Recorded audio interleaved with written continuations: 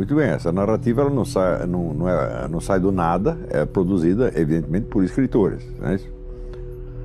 Agora, toda e qualquer narrativa histórica, ela começa como narrativa ficcional. Se você pegar a tribo mais primitiva de índios que você possa encontrar, você vai ver que ali você não tem física matemática, você não tem astronáutica, você não tem computadores, mas você tem poesia épica. O que é a poesia épica? A narrativa das origens míticas da tribo. Essa narrativa não precisa corresponder à realidade histórica, ponto por ponto, mas ela vai dar um senso de orientação temporal. Isto é uma coisa que se opera no nível da imaginação, da fantasia. Quer dizer que se a fantasia não tem um senso geral de orientação no tempo, a narrativa não adianta. Isso quer dizer que é inútil você tentar corrigir uma narrativa falsa com obras de história. Você tem que começar com obras de ficção, romance, conto, teatro, cinema. Aí você cria o arcabouço imaginário e, em seguida, a narrativa histórica, propriamente dita, que, vamos dizer, cuja estrutura é similar à da ficção, aí se torna compreensível. Isso aí eu assinalei na última aula do curso Cultura e Política, curso da Guerra Cultural. Em 1964, quando o João Goulart foi derrubado, o pessoal da esquerda ficou todo desorientado. Qual foi a primeira reação intelectual deles? Obras de ficção. Uma série de romances, alguns muito bons, como o Quarupi, do Antônio Calado, Pessacha, a Travessia, do Carlos Heitor Coni, né? A Hora do Rinoceronte, do José J. Veiga. E isto criou o imaginário esquerdista. Dentro desse imaginário, eles começaram então a produzir obras históricas, de narrativa histórica, que refletiam esta mesma visão. Claro que tudo isso foi uma distorção imensa, porque esse pessoal tinha o que eu chamo de uma visão umbigocêntrica. Eles achavam, eles sentiam, não é que eles achavam conscientemente, nunca elaboraram esta questão.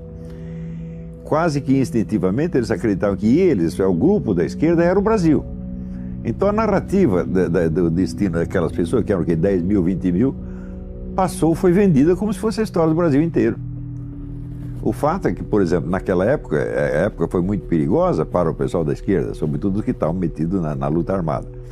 Mas para o restante da nação foi uma época de segurança e de tranquilidade extraordinária. Eles nunca perceberam isso. E se você fala de um crescimento econômico, prosperidade, você tinha segurança de tudo. E eu me lembro o seguinte, quando eu era jovem, a gente saía de São Paulo, os moleques, para ir nos bailinhos, sabe onde? Na favela do Rio, né? E depois dormia, sabe onde? Na praia. Não acontecia coisíssima nenhuma, era outro Brasil. Era um Brasil hoje quase mítico, né? Um negócio paradisíaco, né? Isso existia na realidade. Quando acontecia um crime, o crime era um assassinato, o negócio era um escândalo nacional. Isso deu o caso da Aida Cury, a menina que, né, foi morta lá por um grupo de playboys e tal. Tudo isso era escândalo nacional. Agora, hoje em dia, o crime virou banalidade. Então, vamos dizer, a vivência que se transmite na literatura produzida pelos intelectuais de esquerda naqueles anos é a vivência do seu grupo. Tá entendendo? Quer dizer, é um negócio paroquial, na verdade.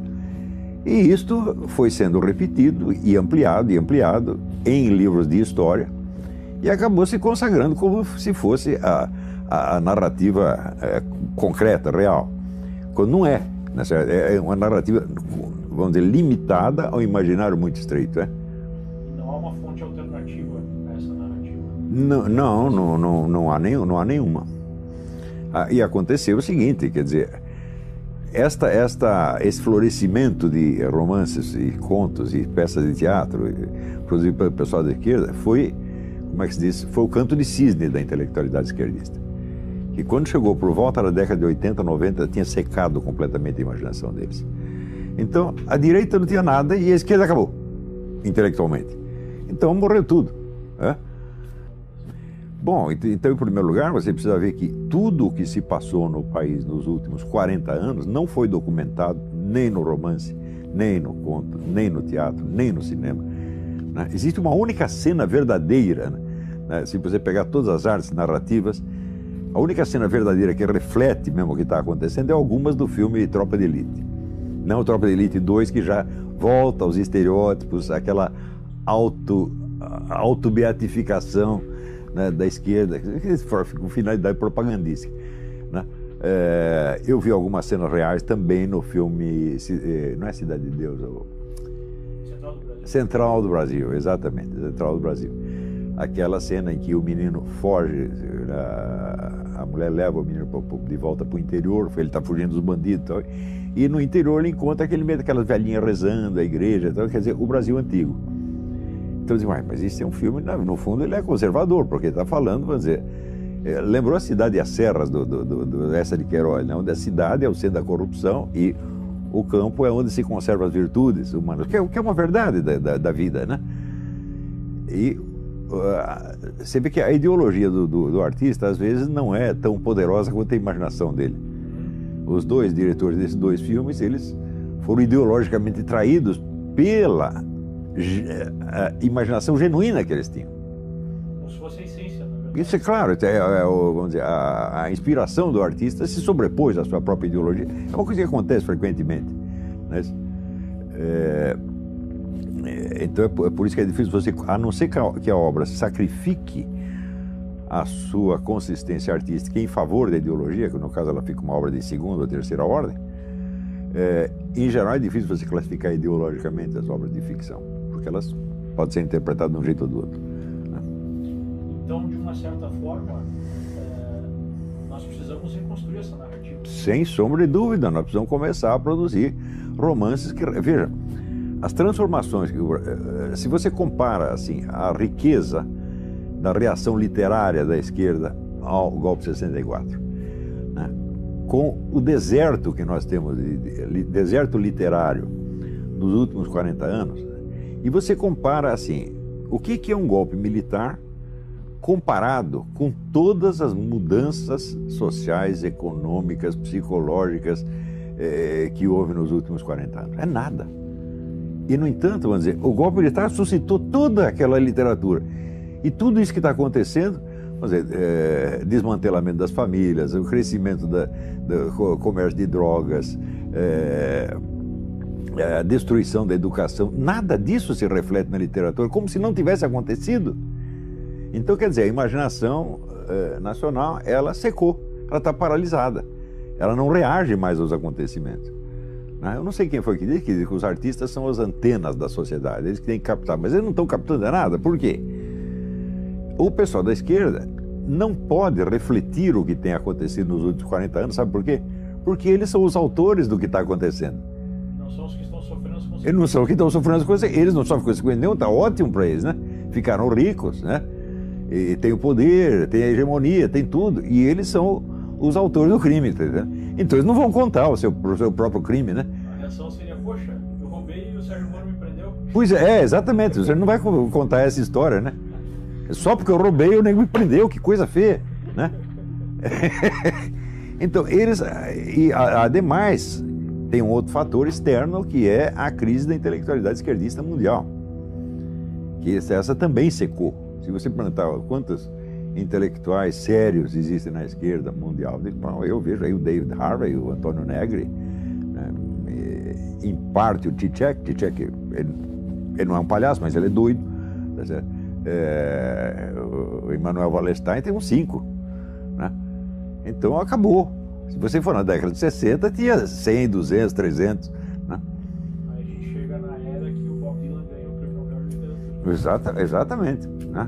Então, não há alternativas. Pelo menos há menos alternativas do que havia. eu vou lançar campanha Prêmio Nobel para o Zeca Pagodinho, né? Chega de imperialismo cultural, por que Bob Dylan? Zeca Pagodinho, né? Mas para isso, é preciso que você seja um artista mesmo. Um artista é um sujeito que tem a sensibilidade para a realidade concreta. Quer dizer, a imaginação dele é excitada pela realidade, não por estereótipo. Pela ideologia. Agora, se o sujeito aos 17 anos já meter um monte de slogan ideológico na cabeça dele e ele vai ver tudo daquele jeito, acabou. Ele pode produzir obras de arte, mas serão obras de arte, vamos dizer, obras de propaganda apenas. Não entram na história da literatura, não fazem parte da literatura. Acontece que mesmo no tempo em que o Brasil tinha uma produção literária considerável, ela ainda não refletia devidamente a história do país. Você tem rombos, buracos, hiatos, abismos inteiros, tá certo? Por exemplo, eu não entendo porque nunca se fez uma peça de teatro sobre a independência, o drama da independência, ou o drama da abolição da escravatura, tá certo? Ou, sei lá, a ruptura entre Zé Bonifácio e Dom Pedro I. Você tem um monte de situações humanas, né, riquíssimas, que nada foi explorado. Nada foi explorado por quê? Porque a esquerda, ela dispunha, nos anos 60, ela dispunha eu distingo entre hegemonia intelectual e hegemonia cultural. A hegemonia cultural é simplesmente o domínio das instituições, dos canais, etc. A hegemonia intelectual é o sujeito ter uma concepção abrangente que engole as outras. De modo que todo mundo acaba falando a linguagem dele porque não há outra. A esquerda, nos anos 60, ela tinha ainda hegemonia intelectual, né? Então todo mundo acabava mais ou menos pensando como eles.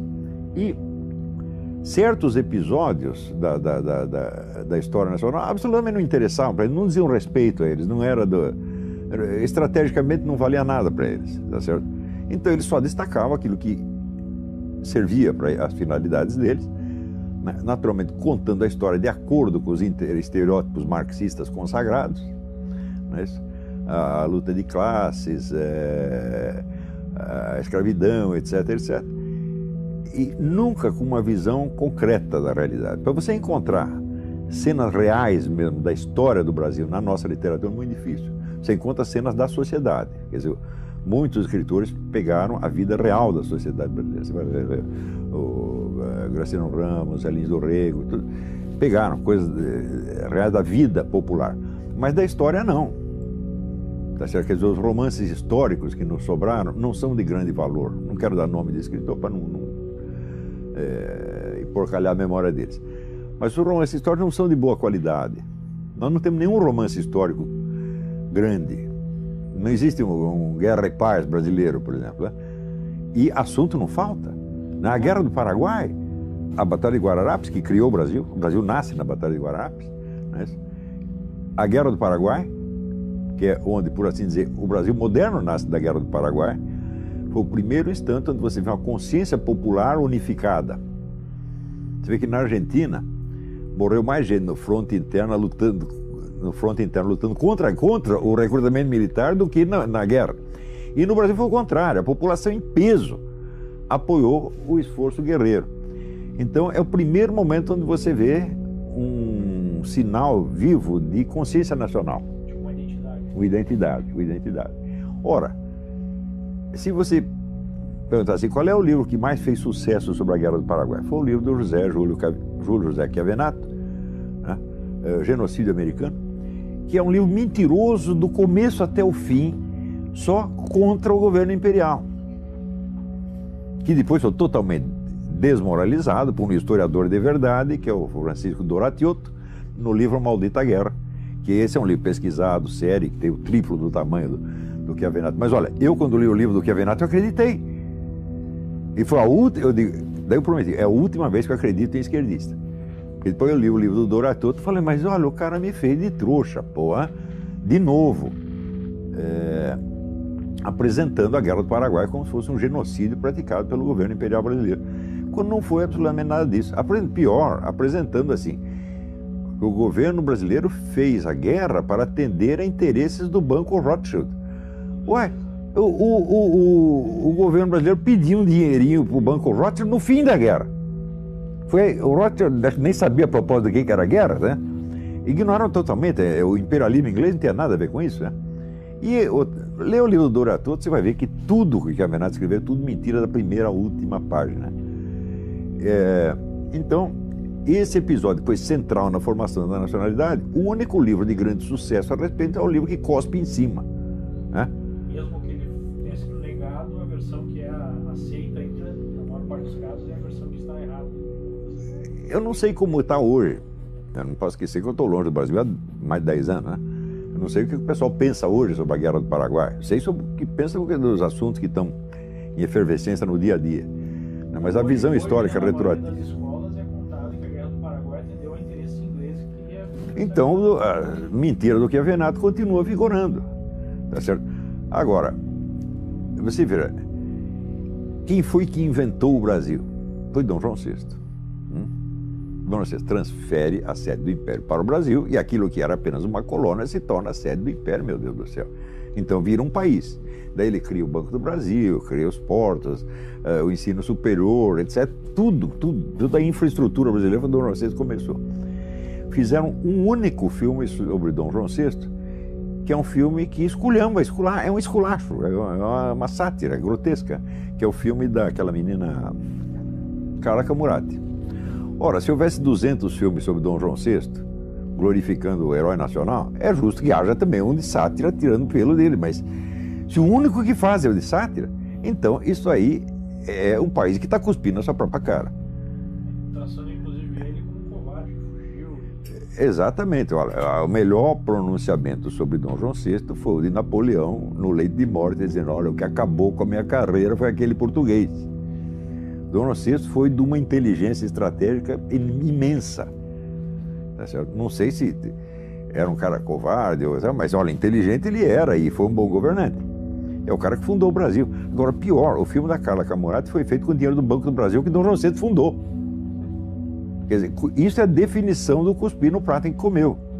Quer dizer, você tem um masoquismo brasileiro. É uma coisa típica brasileira. Exatamente. Né? E nós damos ouvidos a pessoas que só querem achincalhar com o país, porque elas acham que elas representam um país melhor do futuro, que elas nunca vão precisar fazer. Né? Quer dizer, vive de crédito do futuro. O Brasil é o país do futuro. E o Brasil fica sempre sendo o país do futuro, são as promessas do Lula. Sempre quem essas pessoas que eles idolatram? Por exemplo, Carlos Marighella. Qual foi a grande obra do Carlos Marighella? Fazer uma guerrilha absurda e fracassada. Qual é a contribuição dele para a nacionalidade? Zero. Inclusive o Wagner Moura quer fazer um filme sobre ele. Não estava conseguindo verba. Zero. Né? Então, os tipos que eles adoram são esses. Quer dizer, é uma visão invertida mesmo. Eu já disse que a mentalidade revolucionária se define pela inversão. Então, ele só reconhece o bem sob a forma do mal. Só reconhece o heroísmo sob a forma da covardia. Veja, o grande herói que eles consideram, Fidel Castro, Che Guevara, são caras covardes, porra. Fidel Castro nunca participou de batalha nenhuma. Ele mandava os outros na frente e ele ficava atrás. O Che Guevara, a única vez que ele se feriu numa batalha foi um tiro que ele deu nele mesmo. Não sabia manejar automático e acertou a própria mão. Isso foi o único ferimento que ele levou.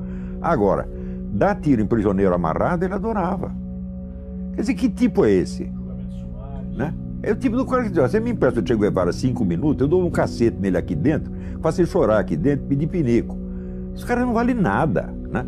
Não tem sequer valentia física. Eu conheço pessoas na esquerda que têm valentia física. Eu já vi. Né? Zé Dirceu tem valentia física. Eu fui testemunha disso 50 anos atrás. Rui Falcão tem valentia física. E ainda existem esses tipos, mas são tudo septuagenários ou octogenários. O resto agora é um bando de frouxos, você está entendendo? Da Segunda Guerra, a participação do Brasil na guerra foi honrosa. Você vê que os soldados que foram para lá, os americanos ficaram impressionados. Falaram: esses caras são loucos, eles não têm medo de nada. Eles iam, metiam as caras e tiveram um desempenho belíssimo lá. E isso foi também um momento de unidade nacional, quando os caras voltaram da guerra. Você vê, quando a canção do Expedicionário, composta pelo Guilherme de Almeida, que pessoalmente era um frouxo, mas como poeta tinha uma bela imaginação. O que é a canção do Expedicionário? Ele pegou versos de canções e poesias populares no Brasil, costurou todos, dando um senso de unidade nacional. Ele mistura lá um trecho do Zé de Alencar com um samba, tá entendendo? Com a musiquinha do Rio Grande, e costurou e deu um senso de unidade. Aquilo é o símbolo da unidade nacional. Né? Agora, são estes momentos que formam a nacionalidade. O que é o senso da nacionalidade? É a memória dos grandes feitos realizados em comum, onde todo o povo sente que está participando. É isso que é, vamos dizer, a identidade nacional. Agora, o nacionalismo brasileiro é assim, sempre foi o nacionalismo, primeiro, geográfico. e não histórico. Hegel já dizia, a América Latina não tem história, só tem geografia. Então é um nacionalismo idiota, feito de orgulho do território, como se nós tivéssemos feito o território. As nossas matas, o ouro, os minerais, o petróleo é nosso, a Amazônia é nossa. Quer dizer, é um negócio geográfico. Em segundo lugar, é um nacionalismo ressentido, que não é um nacionalismo, é um anti-americanismo apenas. Então, nós não temos, pelo menos no século XX, não temos uma verdadeira cultura nacionalista que teria que ser feita em torno dos valores nacionais efetivos, condensados nesses momentos em que o povo fez o seu próprio destino. Ó, essas marchas de março de 2015 são um momento épico. Foi perdido, claro, foi abortado, mas o que aconteceu, aconteceu. Então, estes momentos marcam o senso da nacionalidade. Não, a República foi uma palhaçada, desde o início. Ó, você vai lá no Rio de Janeiro, você olha o Paço Imperial, que é onde morava o imperador, e depois você vai olhar o Palácio do Catete. O Paço Imperial, o que é? Uma velha casa de fazenda, onde o imperador morava com toda a modéstia, sem gastar dinheiro público. Fizeram a República, daí os generais, não, vamos comprar um palácio, vamos ser os gostosões.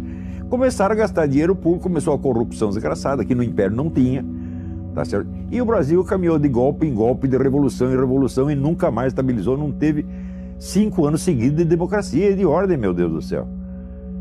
Então você quer saber o que foi a República? Uma bela porcaria, Claro, eu não sou idealizador da monarquia. A monarquia fez erros monstruosos, né? E, em primeiro lugar, a perseguição à Igreja Católica.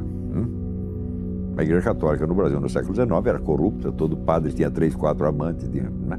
Os filhos do padre, personagem popular, tá? Chega um sujeito, um núncio apostólico, quer botar ordem no coreto, o que o governo faz com ele? Põe na cadeia, pô. Foi Dom Vital. Quando teve a independência, o Brasil tinha 3 mil monges. Quando chegou no dia da República, tinha 8. O governo imperial não deixava os superiores das ordens religiosas fiscalizar o que estava acontecendo dentro, não deixava fundar novas escolas religiosas. Isso, a igreja estava acabando.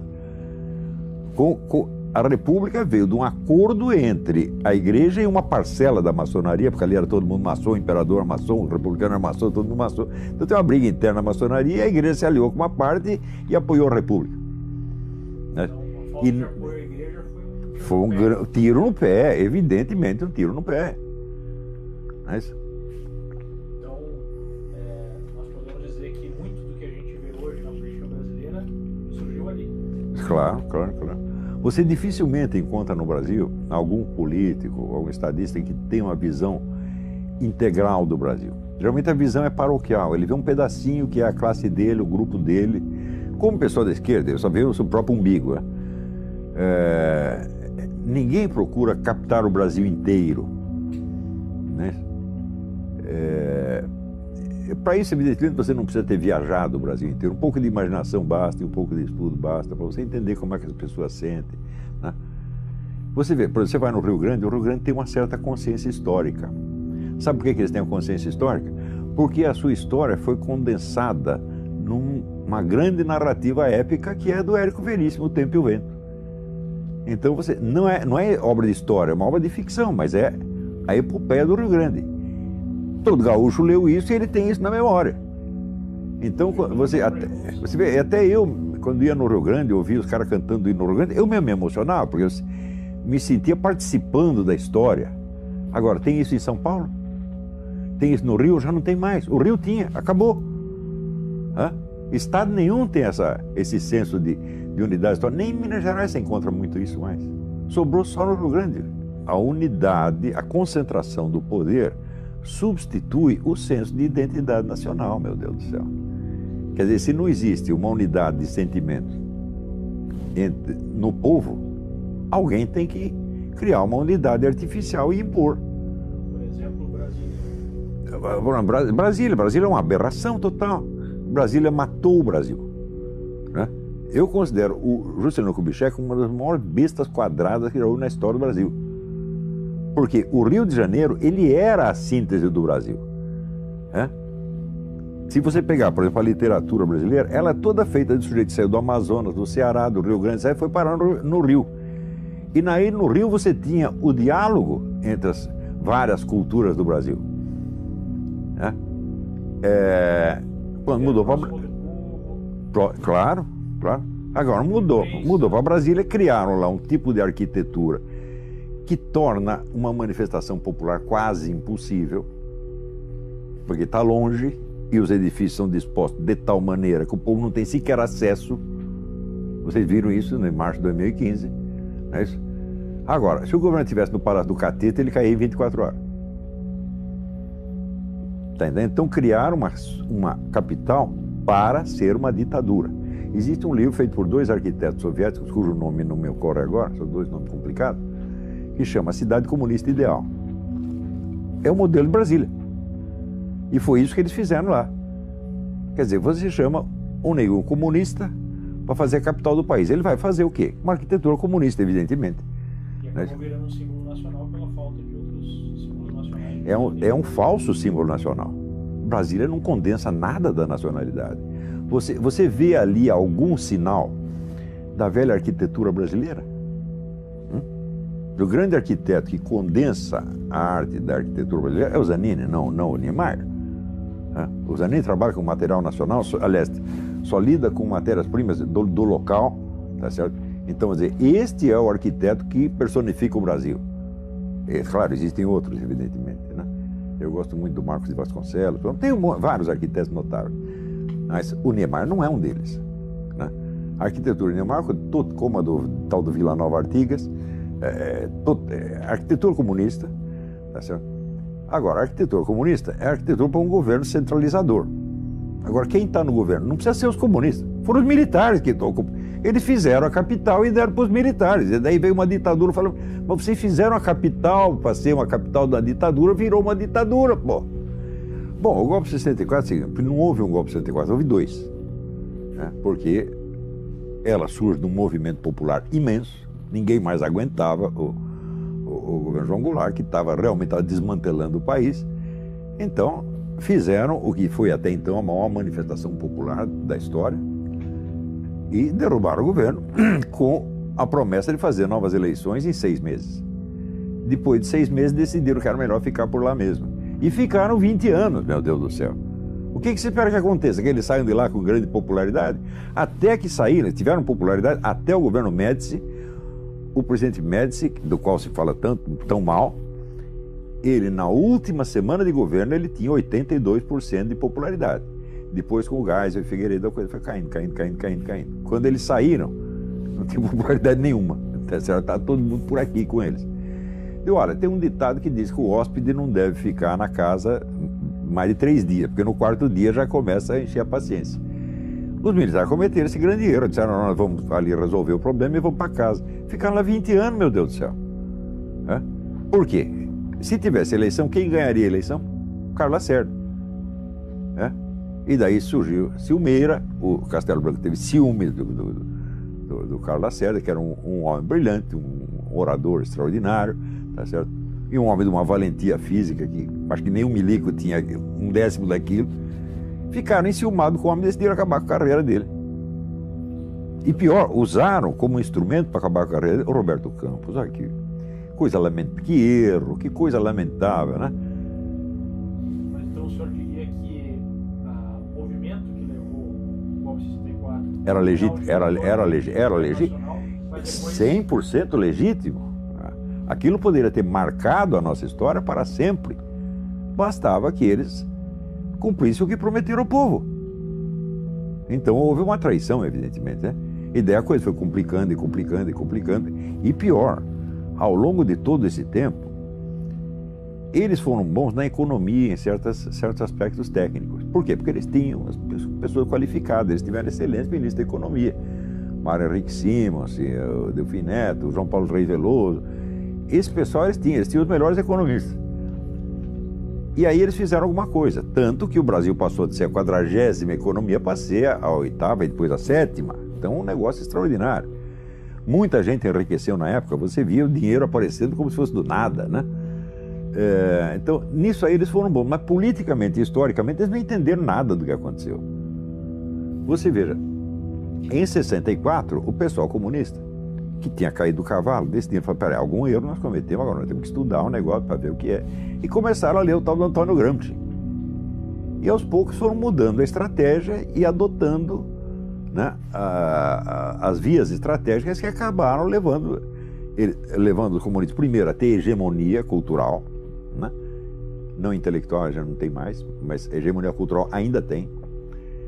E, por fim, a conquistar o governo. Ao longo de um processo que durou 40, 50 anos, os militares não entenderam, não perceberam que isso estava acontecendo. Se concentraram nas guerrilhas. Se você perguntar para mim, depois que os milicos subiram lá, ficaram 20 anos e tiveram mais poder do que qualquer governo anterior, quantos filminhos anticomunistas eles fizeram? Nenhum. Né? Então, olha, você subiu ao governo, quantos comunistas você precisa demitir, quantos você precisa prender? Você não precisa prender nenhum. É só você fazer propaganda e mostrar o que eles fizeram no mundo, ensinar isso às crianças desde pequeno, a comunista é isso, pá. Pronto. Daí aconteceria com os comunistas, o que acontece com o pessoal do PT, não pode entrar num restaurante que todo mundo cospe na cara deles, que é o destino certo dos comunistas, né? Então, ó, vocês fizeram tudo, vocês são grandes criminosos, nós não respeitamos vocês, nós não gostamos de vocês, sai daqui, vai embora, vagabundo. Né? Isso é a punição certa, que é a punição cultural. Que é mais efetiva. Muito mais efetiva. Agora, quantas pessoas no governo leram Antônio Gramsci naquele período? Ninguém. Hã? Eu aqui fui com o livro Nova Era da Revolução Cultural de 1993, eu aqui fui avisar a milicada de que existia isto. Quanto tempo levou para os milicos acordarem? 8 anos. 8 anos depois, um general escreveu um artigo num jornal militar, dizendo, e é mesmo, tem um negócio do Antônio Gramsci. Daí veio o general Sérgio Coutinho, que começou a estudar o assunto em profundidade e escreveu 2 excelentes livros a respeito. Ou seja, eu já cheguei atrasado no campo, né? E para me dar ouvido, eles deram ouvido com mais atraso ainda. Então, quer dizer, o governo militar não entendia nada do que estava se passando. O que os comunistas estavam fazendo, eles estavam perseguindo os comunistas lá no meio do mato e os comunistas tomando as escolas. Você vê 2 sinais de estupidez do governo militar. Primeiro, criou a sindicalização obrigatória dos jornalistas. Quem fez a campanha sindical? O Partido Comunista. Como é que eu sei? Eu estava lá e eu ajudei. Né? Então o partido sindicalizou todo mundo e já fichou todo mundo. Então, ao fim da campanha de sindicalização, o partido tinha, quer dizer, o cadastro total dos jornalistas do país, sabendo quais poderiam ser colaboradores, quais não, etc, etc. Nos anos seguintes, em todos os sindicatos de jornalistas do país, quem mandava? O Partido Comunista. Frequentemente apresentando 2 chapas. Ah, temos eleição, campanha eleitoral, e elas 2 chapas eram comunistas. Como é que eu sei? Eu estava lá, meu Deus do céu, eu vi, eu participei disto. Testemunha primária, tinha a chapa chefiada pelo Audálio Dantas, né, que falava lá, não, nós temos que tirar esses pelegos, botar um pessoal melhor, etc, etc, etc. Depois eu vi a reunião da chapa nossa com os pelegos, tudo amiguinho comunista. Eu vi isso aí com esses 2 lá. Né? Então, e o segundo erro, a tal da educação moral e cívica. Porque eles não queriam fazer um negócio anticomunista, então eles falaram, não vamos falar contra ninguém, nós vamos fazer uma propaganda positiva, o patriotismo. Né? Então lançaram a educação moral e cívica, tornando obrigatória em todas as escolas. Quem ocupou as cátedras de educação moral e cívica? Os comunistas. Olha, está aqui uma, aqui. A Roxane foi professora disso também, ela era trotskista na época. E o pessoal disse, vamos lá, vamos ocupar as cátedras, os comunistas ocuparam tudo. Então, mas isso é coisa de jumento, evidentemente, né? E o problema é o seguinte, eles dão muita importância à formação técnica, profissional, militar e técnica em outras áreas e desprezam a cultura histórica, literária, artística, etc, etc. Desprezam não, tem preguiça de adquiri-la. O que os torna vulneráveis ao prestígio de pseudo-artistas de TV. Essa é outra cena que eu vi também, aparecia lá, os milicos tudo falando grosso contra as guerrilhas, aí daí aparecia uma atriz da Globo, os milicos tudo caíram de joelho, em adoração. Quer dizer, pô, que palhaçada, meu Deus do céu. Né? Mantém a guerra só na questão militar. Exatamente. Claro. E não participar da guerra cultural, porque não tinham cultura. Quem era o grande intelectual dos milicos? O general Golbery. Era uma besta quadrada, meu Deus do céu. O sujeito que escrevia num estilo mau gosto, monstruoso, tá certo? Com uma cultura histórica, literária muito deficiente. E que jamais... Olha, é assim, se você não tem cultura literária, você não tem cultura nenhuma. Você pode estudar, sei lá, astronáutica o resto da sua vida, você vai ser sempre uma besta quadrada. Você não entende a linguagem, meu Deus do céu. É distante da realidade. Está distante da realidade. A Nova República foi a glória do Partido Comunista, meu Deus do céu. Foi feita para isto. Quer dizer, os militares realmente decidiram ceder tudo. Eles não sabiam mais o que fazer. Nem dava para saber. Depois de você ficar no poder 20 anos, tendo um Congresso que está lá só para carimbar os seus decretos, ou seja, você matou a política. Segundo, eles mataram toda a liderança direitista. Acabaram com a direita ideológica. Por quê? Porque eles tinham uma mentalidade tecnocrática. Ainda a herança do positivismo. Você aqui, Augusto Comte era contra a política. Ele achava que as questões têm que ser resolvidas por técnicos e cientistas, sem, vamos dizer, o debate ideológico. E os milicos acreditavam nisso, porque eram positivistas desde o tempo do Império. Sobrou essa mentalidade positivista na cabeça de pessoas que nem sabem quem é Augusto Comte. Você pega todos esses generais, quantos leram Augusto Comte? Nenhum, mas sobrou. Isso, né? Então, com essa mentalidade tecnocrática positivista, eles achavam que tinha que reprimir toda a atividade política e transformaram os políticos em simples office boys. Ora, enquanto isso, a esquerda estava se organizando, se fortalecendo e entrando num autoexame muito profundo. Os debates que eles tiveram em 64, 65, a respeito dos seus próprios erros históricos, etc., foi uma coisa muito séria. Se você lê os livros, por exemplo, pega o livro do Caio Prado Júnior, A Revolução Brasileira, que é o livro que praticamente condensa esse debate, você vê e você acompanha o Enio Silveira, que era o dono da Livraria Civilização Brasileira. Ele criou a revista Civilização Brasileira para ecoar esse debate. A revista era o órgão do debate interno da esquerda. Então, se você lê a coleção dos 12 primeiros números dessa revista, você vai ver a seriedade com que os caras se dedicaram a isso. Então, a esquerda estava se organizando e se fortalecendo ideologicamente, culturalmente, estrategicamente, enquanto o governo, os gênios, os golberis, desmantelavam ideologicamente a direita. Se concentrando na tecnocracia. Então, quando os milicos largaram a rapadura, quem pegou a rapadura? A única força política que existia, que era a esquerda. E veio já com duas caras, como é próprio. Por que você acha que marxista, comunista, estuda dialética? Dialética é a arte de você pensar duas coisas ao mesmo tempo, nunca uma só. Então, quando se cria, por exemplo, o PT e PSDB, já foi com essa ideia. O Lula sintetizou isto há muitos anos atrás, quando ele disse: eu e o José Serra inauguramos uma nova modalidade de política. Qual é a nova modalidade de política? Nós dividimos o território, você governa um pouco, eu governo um pouco, mas é sempre nós. E isso está em vigor até hoje. Quem foi o grande vencedor das últimas eleições? O PT caiu, quem subiu? PSDB. Ou seja, ainda continuamos, a velha divisão de território continua em vigor. A velha divisão de território continua em vigor. E o que disse o FHC a semana passada? O PSDB tem que se unir ao PT para bloquear o avanço da direita.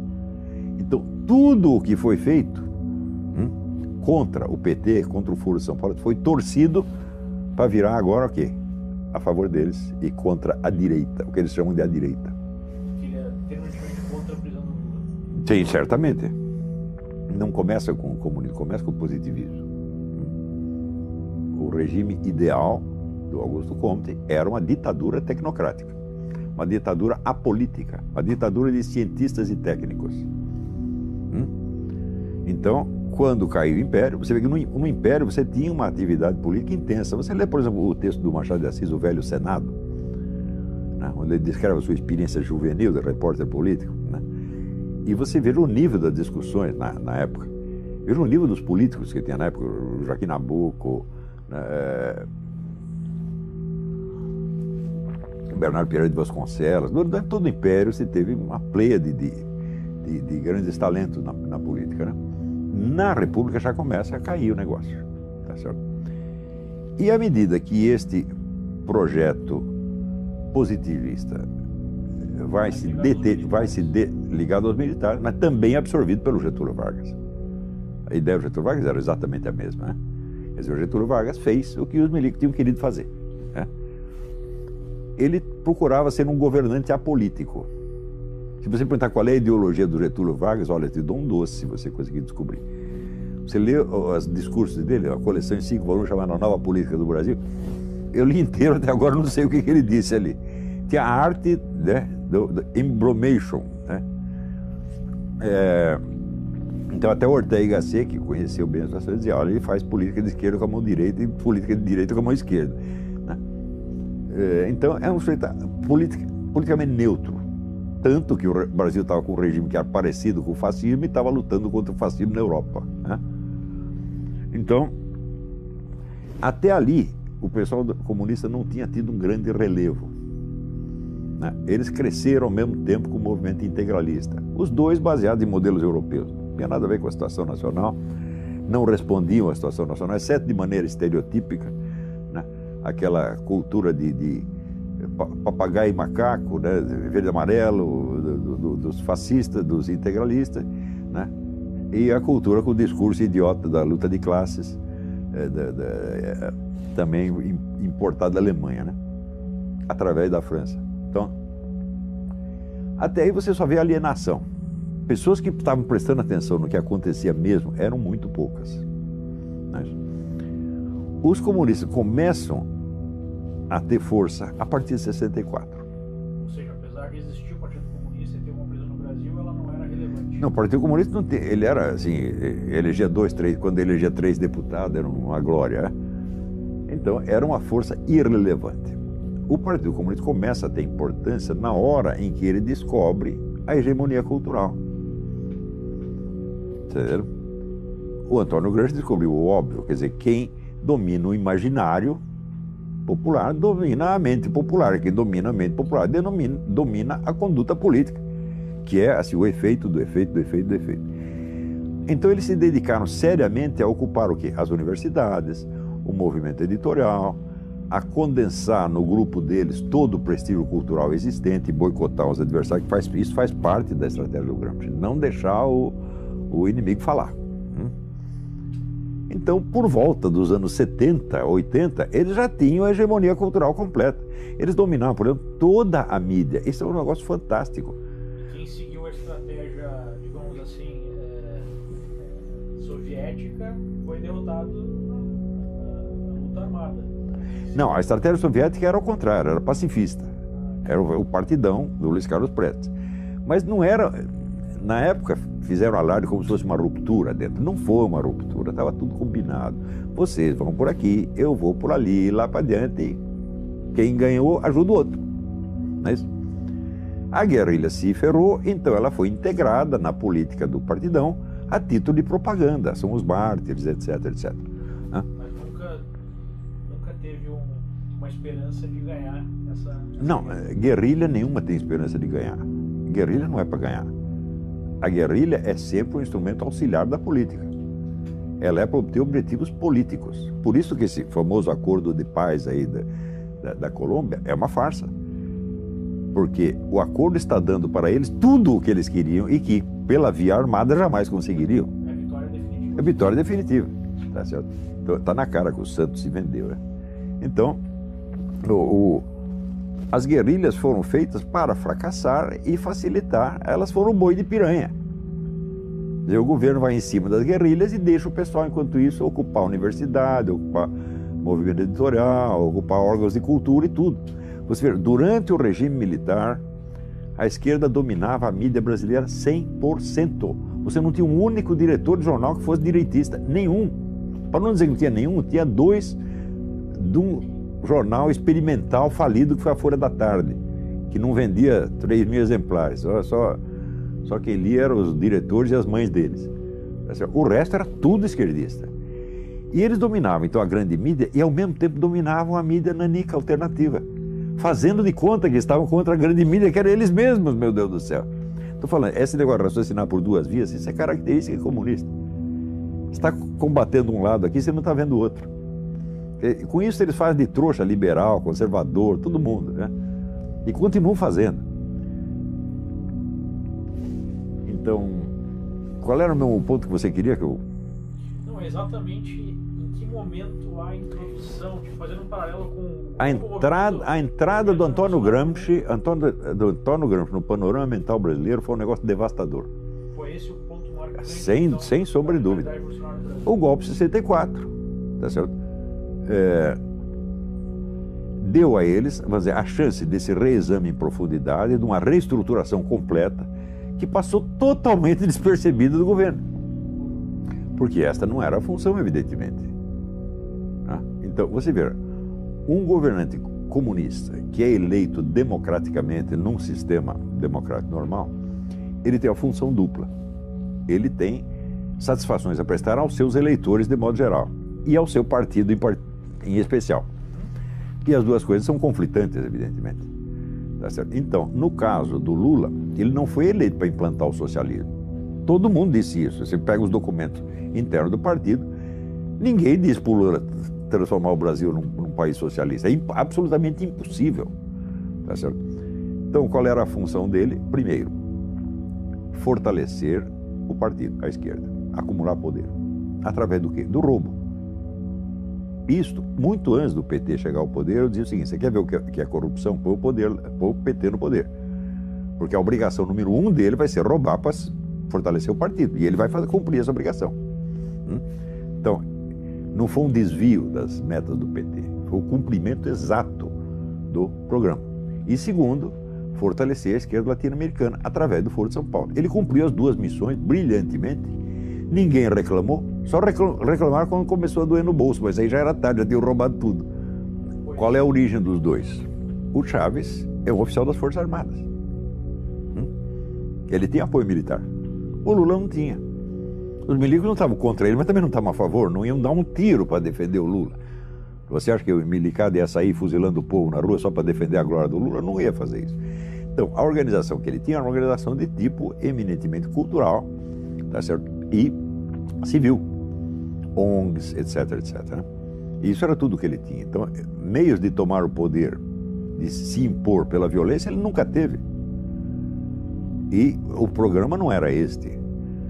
Você sabe que o pessoal que não entende, nunca estudou o assunto, acha que é o seguinte: o comunismo, o sujeito toma o poder e diz, agora é o comunismo, turma, agora toda a propriedade é estatal. Isso só na cabeça de jumento. Karl Marx dizia que a propriedade tem de ser estatizada progressivamente, lentamente, através da taxação progressiva. Aumentar imposto, aumentar imposto, aumentar imposto, e isso vai estrangulando os caras e transformando os empresários cada vez mais em escravos do governo. Que é um processo que o nazismo fez igual, colocar o empresariado de joelhos. Só que o nazismo queria parar aí. Vamos dizer, o nazismo se contentava com o socialismo. E os comunistas não, tem que prosseguir até acabar o último. Nós temos que tomar tudo, depenar os caras até o fim. Daí fica tudo nosso. Ou seja, o socialismo ainda admite uma divisão, um acordo entre poder político e poder econômico. No comunismo, o poder econômico é totalmente absorvido no poder político. Esta é a diferença.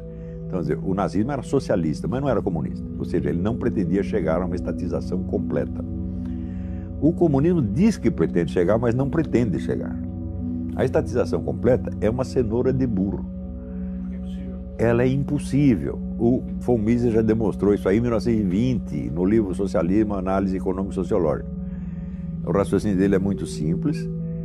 Se não existe mercado, as coisas não têm preço. Se não tem preço, não tem cálculo de preço. Se não tem cálculo de preço, não tem planejamento econômico, portanto não tem socialismo nenhum.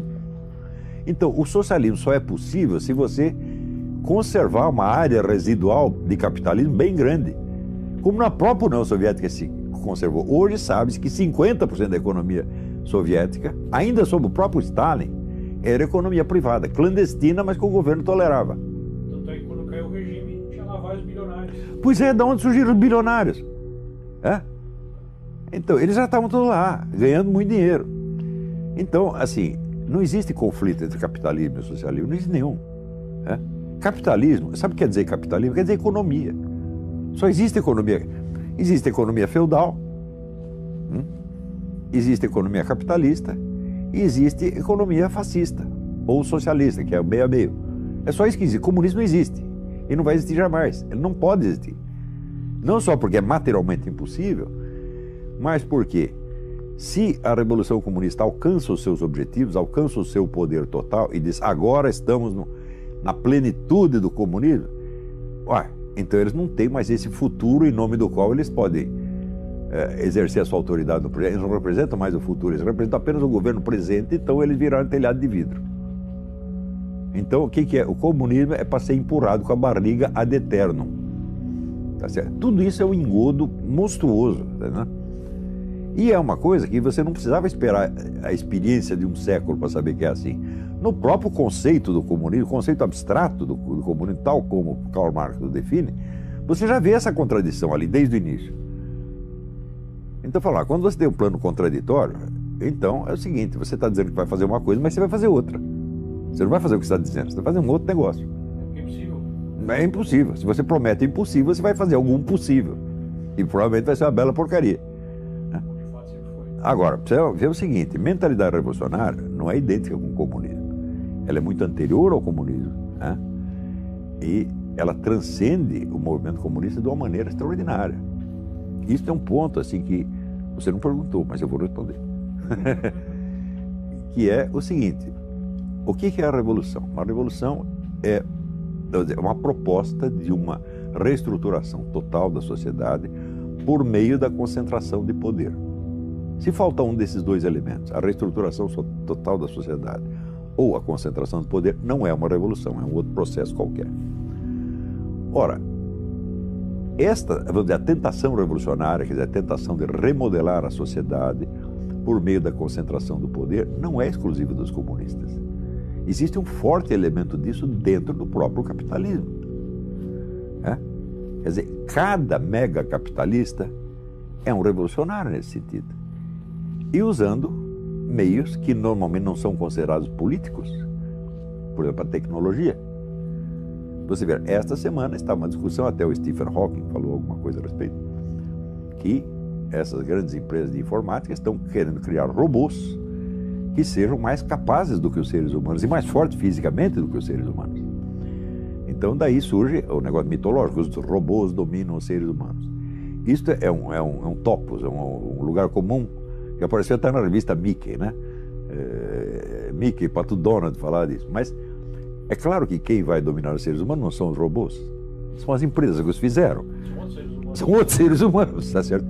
Dominando através dos robôs. Vai ser tudo culpa dos robôs, evidentemente, né? Então o que é isso? É uma concentração de poder, tá certo? Para remodelar a sociedade totalmente. Outra coisa. As empresas de automóveis estão anunciando que por volta de 2025 não haverá mais carros dirigidos por seres humanos. Todos os carros serão inteligentes. O que significa isto? Todos os carros estarão ligados a uma vasta central informática e essa central saberá para onde todo mundo está indo. E ela poderá parar qualquer carro a qualquer momento. Stalin nunca teve essa ideia. Se contassem isso para o Stalin, dizia, oh meu Deus do céu, é isso que eu estou procurando. Então quer dizer que uma empresa capitalista pode realizar uma concentração de poder muito maior do que o socialismo jamais imaginou. E hoje, todos querem isto. Então voltamos ao Schumpeter. Joseph Schumpeter, economista austríaco, diz o seguinte, quem vai liquidar o capitalismo não são os proletários, são os capitalistas. Já existe essa tecnologia, né, professor? Se pegar o próprio Google, ele tem acesso a um comportamento, a um nível. Eu vi uma palestra do diretor do Google, onde dizia: nós não queremos responder para as pessoas as perguntas que elas têm. Nós queremos responder para as pessoas as perguntas que elas nem sabem que elas têm. Sim. Porque com os dados que nós temos, nós podemos entender essa pessoa melhor do que ela mesma. Pronto. O que é isso aí? É o supra-sumo da mentalidade revolucionária. Então, veja, o problema dos liberais conservadores brasileiros é que eles estão sempre atrasados 50 anos. Eles ainda estão achando que o problema é assim, é a economia de mercado versus a economia estatizada. Eu falo, não, isso aí era o problema 50 anos atrás. Agora você tem outros meios de concentração de poder que passam por cima desta questão, tá certo? e soam como música aos ouvidos socialistas, né? Por que você acha que essas mesmas empresas, esses mesmos grupos empresariais, soltam dinheiro para a esquerda a rodo? Porque estão fazendo a mesma coisa.